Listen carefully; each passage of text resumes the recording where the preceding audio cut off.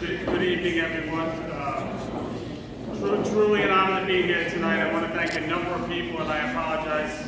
I'll move quickly, but I probably will forget somebody. So first of all, Senior Rabbi Elders, and everyone at the congregation here tonight for being such gracious hosts.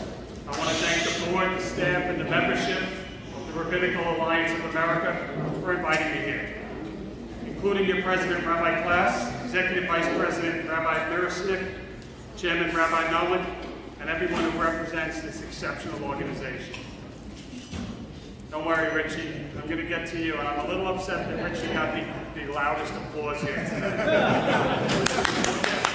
We'll get to that.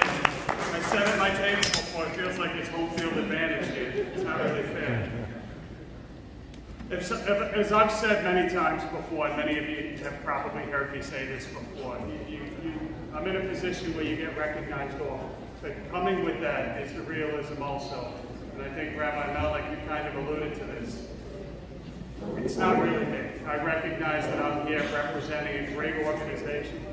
As I look to my right and I look at some of the senior staff of this organization, I think if they were flanking me here, they would say something similar.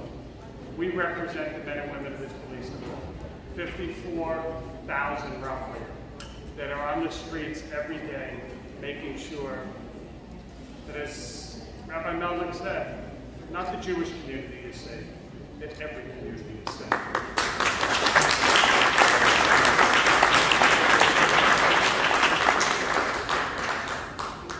The work that we do in telling their story is really quite easy after the work that they put in.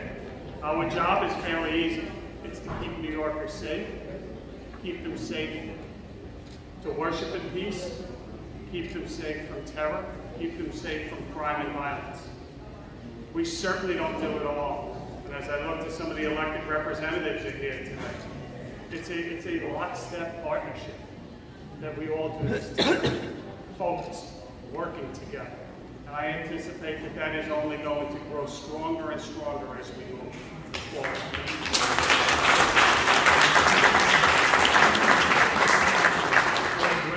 When you look at the challenges that we have faced over the last 18 months, I don't think any of us could have predicted it. I don't think any of us could have predicted some of the loss and the pain that we've gone through. I often am asked when I'm in front of a TV camera, which is probably too often, what's the future hold? I am incredibly optimistic. I think that we are facing this pandemic that doesn't quite want to let go, but it will come, and the vaccines are making progress. I think of the state of crime in New York City, that I will tell you keeps everyone at that table up each and every night. How do we do better? But I will tell you this, because you can't always believe what you read in the paper. We are now about to close out the month of August. August is going to be the third month in a row where we made significant gains in the gun violence that's plaguing our city. We are not satisfied. We are far from satisfied, but we are making significant progress with our partners. My goal is to close out the last 7 months of this year, chipping into that violence. 7 months. Turn momentum over month after month to head into 2022. My goal is to finish this year down in shootings from last year. So we have goals. I think everyone at that table knows them, and I think these are not only goals to set, I think these are achievable goals, and I expect to achieve these goals.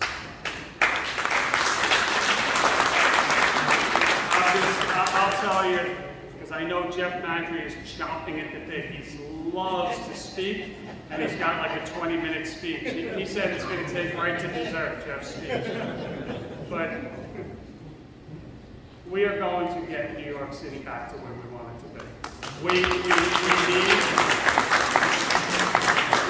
We need everyone's help. We need the clergy's help.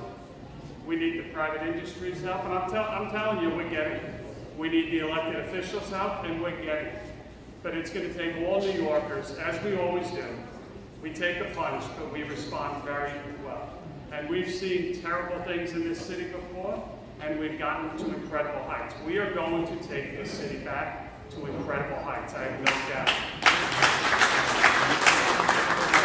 I'll just say, finishing up, to Richie, to Jeff, to Amanta here, couldn't do it without you and everyone else at that table. Congratulations on your recognition tonight. I always disappoint my speechwriters because I never follow the speech, but I will say this, that it's the third time I quoted Rabbi Melvin tonight, but this is accurate as well. One of the things that has impressed me the most over the last year, and it's no surprise, I just came from the 75th precinct, where it's cops and kids taking over a park and saying, this is our park and we're going to have a good time and play. It was a beautiful sight.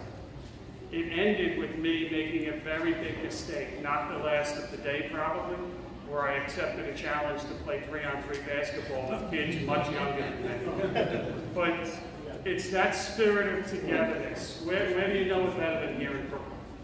It's not black, it's not white, it's not Christian, it's not Jewish, it's not Muslim.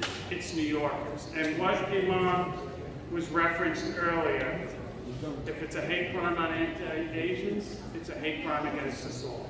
If it's an anti-Semitic hate crime, it's a hate crime against us all. If it's an anti-Muslim hate crime, it's a hate crime against us all. And that spirit of what we have seen this year in New York is standing up together is why I have no doubt that when we get through this, we're going to be stronger and New York City is going to be back. So God bless us.